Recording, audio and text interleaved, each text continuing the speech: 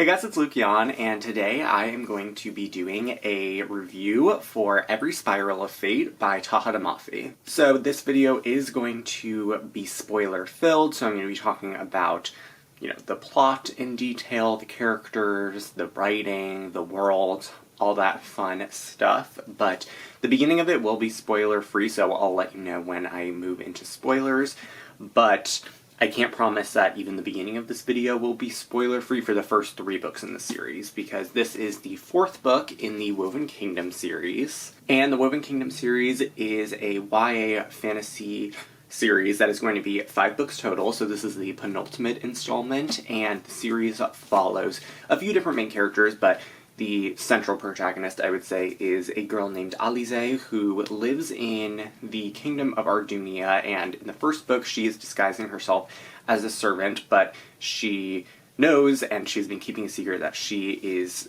the prophesied heir to a long-lost Jinn kingdom. So this world that we are in has both Jinn and Clay. Clay are the humans, and Jinn are sort of magical beings in this world. It's inspired by a lot of Islamic and Persian folklore. And then we also have Kamran, who is the crown prince of Ardunia, and he is very close to inheriting the throne. And then we also have another character who becomes more important as the series goes on, named Cyrus, who is the newly crowned king of the kingdom or empire of Toulon, which is an empire that is south of Ardunia. And so we follow all these different characters. There's a lot of fun side characters, but that is the gist of the series in the most spoiler-free fashion possible. So now I'm going to move into more specifics about the first 3 books, and then later specifics about Every Spiral of Fate in particular. So it's been a while since I've done a standalone review for a book, so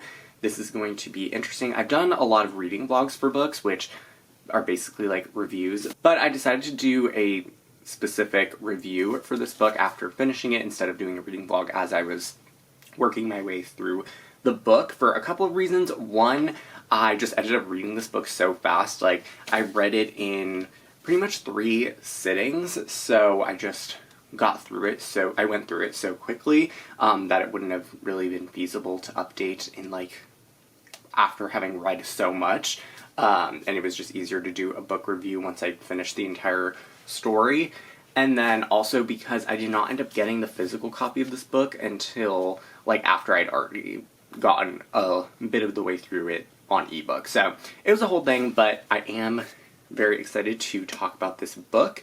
And from here on out, we're going to be discussing spoilers for Every Spiral of Fate. So if you have not read this book, I would recommend going, reading it, and coming back once you are ready to discuss. Okay, so I'm just going to leave the book there because it'll be a little bit easier than holding it for the entire video. Basically, I'm going to divide this review into a couple of different sections. So I'm going to talk about the plot first, and then I'll move into the characters and character development, the world, and then the writing. But first of all, I actually want to talk about this cover. This is easily my favorite cover in the series. I think it's so beautiful. It fits in with the vibes of the other 3 books, but it also gives like some hints as to what happens in the story, which I really love, and I also just love the color combinations of it. And I can't wait to see what the title and cover are for the 5th book in the series. I think that'll be really cool. And also just my general thoughts on Every Spiral of Fate. I absolutely loved it. I gave it 5 out of 5 stars.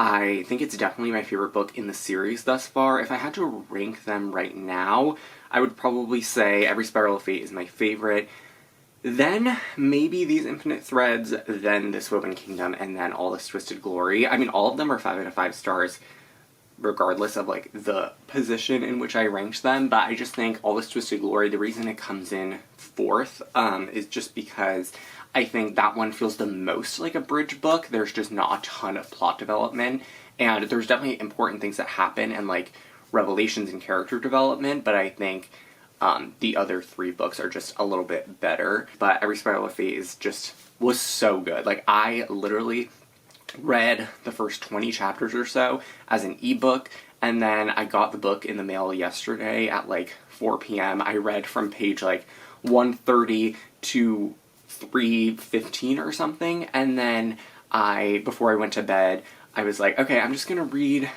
50 to 100 pages. I literally read the rest of the book, like 150 pages, because I could not stop. The last section of this book was so propulsive and fast-paced and compulsively readable that I just literally could not put the book down, and it was such a good feeling. I always love when books have that power.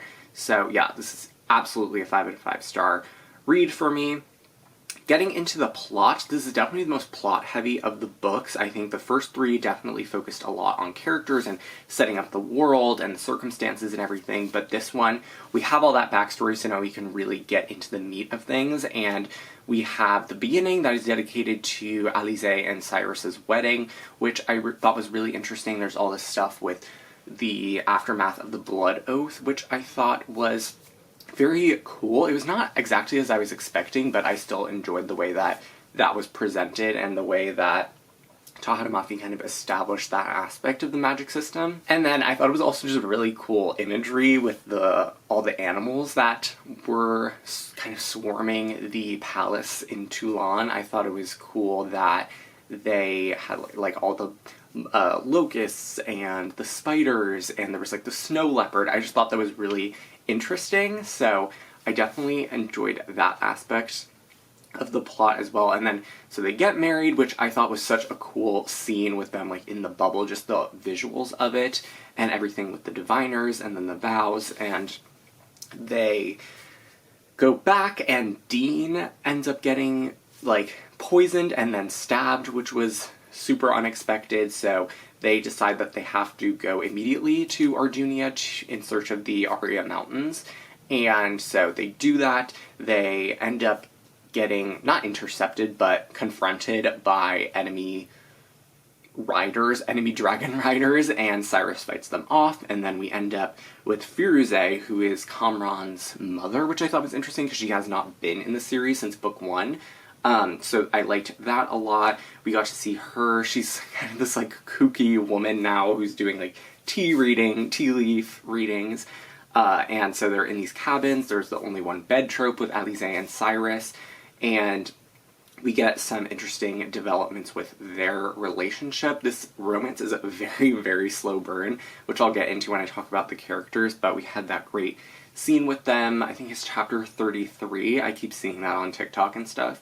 But we had them, you know, getting their rooms and everything, and then Cyrus reveals that he thinks he's found an entrance in the Aria Mountains. We go there. Alizé is able to summon this door. They enter the mountains, and they go through a series of tasks, and her book, the Book of Aria, ends up, like, shifting. There's words that are appearing on the book, and then there's the full, poem, I guess, that I thought was really, really cool. I love this series is inspired by the Shahnameh, which is like an epic book in Persian culture, and it has like 50,000 rhyming couplets, so I love the thing with like the riddles in this series as a whole, the poems and everything and all the rhyming. I think it is a nice callback to the Shahnameh. So we are in the mountains, there's the whole poem and everything, and then Kamran actually is so they end up in this like literal woven kingdom situation, and Alizé is about to enter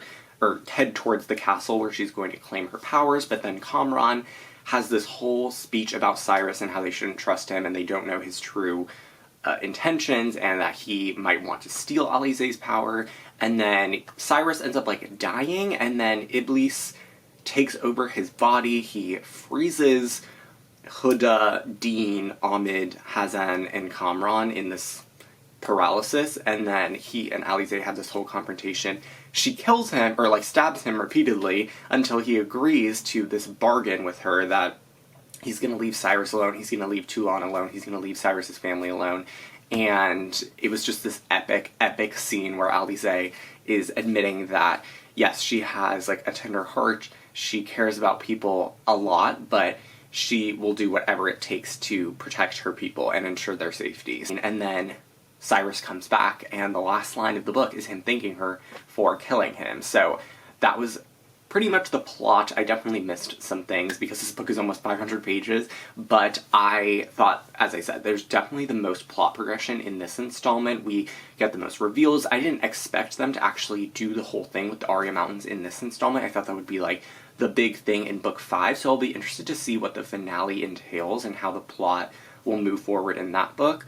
I really have no idea what's going to happen next, which I always love about Tahereh Mafi books. They're very, very unpredictable most of the time. But I really appreciated getting more plot in this book because I think it was necessary at this point in the series, because we know the characters really well, we know the world, we know the circumstances, and we are able to really get into the thick of it at this point. And I loved the plot. I thought it was so well paced. I thought that everything about it, every single plot point in this book was fascinating to me, so really, really enjoyed that aspect of the book, of course. I mean, I gave it 5 out of 5 stars. I liked pretty much everything about it. But moving on to the characters, I really love all of the characters in this series. I mean, Alize is just a great protagonist. I love following her, and I think her journey as a whole is very intriguing, and I'm excited to see like what her full arc will end up being. But I think even just from the beginning of This Woman Kingdom to the end of every Spiral of Fate, she's had so much development, and that's something Tahereh Mafi excels in, obviously.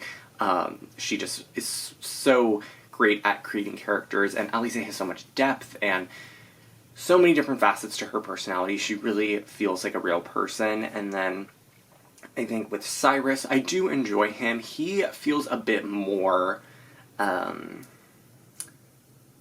mean, he definitely is one-track minded, but I think I am waiting for him to get a little bit more three-dimensional. I think he's kind of between that two-dimensional, three-dimensional part on purpose, so I just want to learn more about him. We learned a ton more about his backstory, and I think being in his perspective a lot of the time in this book helped a great deal in establishing more of his personality and more of the nuances. And I think in book 5, now that he is seemingly released from this whole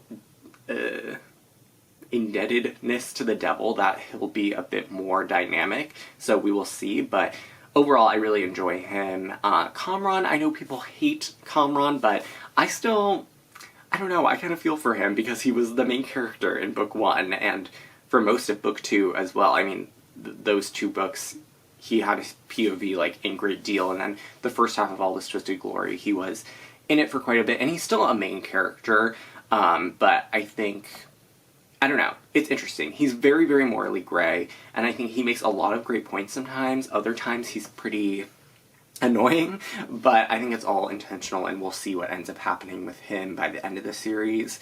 Huda, she's also a really fun character. She makes me laugh a lot. Ahmed, he's an interesting secondary character. We don't know a ton about him, but I think he's pretty well realized. Hazan, I like him a lot. I thought his burgeoning friendship with Cyrus in this book was really endearing, and of course he has a great relationship with Alize and knows Kamran very well. He feels like the glue connecting all of the different characters and storylines together. And then Dean is a very interesting, he was not a huge part of this book, but there was that scene at the when they were like knocking on the doors, which I forgot to mention in the plot thing, when Kamran knocked on the door and nothing happened, but Dean, before he went to knock on the door, was to show like the loyalty to Alize and say that they were willing to die and sacrifice themselves for her. He was like, "You don't know how much you've helped me," or something like that, and she was like, "What do you mean?" And then he goes, like, "I'll tell you soon." In that moment, I was like, oh, he's her father, but I don't know if that's going to be the case. Probably not, but I don't know. It's interesting. Dean will definitely find out, hopefully, what happened, or like what his deal is in the finale, so I guess we gotta keep reading for that. And then, I don't think I missed anybody. I mean, there are other characters like Firuze, who I kind of mentioned. Sada, Cyrus's mother, is an interesting, like, tertiary character. She didn't get a ton of page time in this book, but, yeah, and then there's other people that we meet for short time. Akbar, who is one of the people, like, one of the jinn. Yeah, but I think in general the characters are really well developed and very, very interesting, and I'm intrigued to see where all of their stories end up leading. Okay, now I'm going to talk about the world building and the magic system. I, remain fascinated by this world. I think it's so cool with all the different kingdoms and the texture that Tahereh Mafi is able to convey, and it just feels so real. Every location feels so real, And I think everything that we learned about the Arya Mountains and the Devil and just this whole like system, it's still a bit hazy around the edges, but I think she's doing a good job of slowly developing it book by book, and I just love spending time in this world. It's one of my favorite fantasy series, one of my favorite fantasy worlds to spend time in, so yeah, I can't wait for the next book, and I can't wait to reread the series many, many times. And lastly, I'm going to talk about the writing style. I just love Tahereh Mafi. She is probably my favorite author of all time. I've reread pretty much all of her books. The only books that I have not reread by her are Every Spiral of Fate, because I literally just finished it last night, and Watch Me, which came out earlier this year. But her books are so addicting. I love all of her books, and I love her writing style, and I think she does such a great job of tailoring her prose to the world, to the series, to the characters. Like, you always know which perspective you're reading. You always know, like, if you gave me a passage without context from her, I could probably tell you, oh, this is Shatter Me, or oh, this is Furthermore, or oh, this is this Woven Kingdom series. So I think she just does a great job of that, and I think her writing in particular in this series is so lush, so descriptive and evocative and transportive. I just love it so much. So if you could not already tell from my endless gushing about Every Spiral of Fate and the Woven Kingdom series in general, I just loved this. Undoubtedly a 5 out of 5 star book. Probably my favorite book of 2025. I mean, I genuinely cannot think of a book that I enjoyed reading this year more than this. I just could not stop reading. Like, literally from page 330 to the end of the book, I couldn't stop. I didn't look at the time. I didn't stop. I was just enamored, and I was hooked. So there are very few books and very few authors that have that capability. Even when I love a book and I rate it 5 out of 5 stars, I rarely will just sit down and read it without even thinking about the world around me. So, such a great escapist series, and every book just adds more to, or like, every book makes me love the series even more. Even if, like, yes, All This Twisted Glory is technically my least favorite book in the series, even though it's the third one, like, I still, after reading that book, I was like, yes, I love this series so much. So I think it's going to end up being one of my favorites of all time. I've rated every single book 5 out of 5 stars so far, and I very much doubt that there's pretty much anything she can do in the 5th book that would make me rate it less than that. As for predictions for the finale, I really don't know. I've been trying to predict the title. I've reread that poem that Huda says at the end that, like, kind of references all the different titles of the books in the series, and I have no idea what book 5 will be called. I really don't even know what the plot is going to be about. I mean, we have this whole thing with the devil, Alize and Cyrus. I'm hoping there will be, like, more romantic progression at this point. I mean, it's been, like, 4 books, and they haven't even kissed, so hopefully there will be some more progression with that aspect of the story. And then, yeah, I mean, as for the plot, I'm assuming she's gonna get her magic by the end, and that she's gonna, like, establish this Jinn kingdom and save her people, or, like, lead her people to freedom, but we will see. There's tons left to do before the series feels fully wrapped up, so the next book better be like 600 pages long. So anyway, that is it for this video. I would love to know your thoughts on Every Spiral of Fate. All of my social media links are in the description box below, and I will see you soon for a new video. Bye!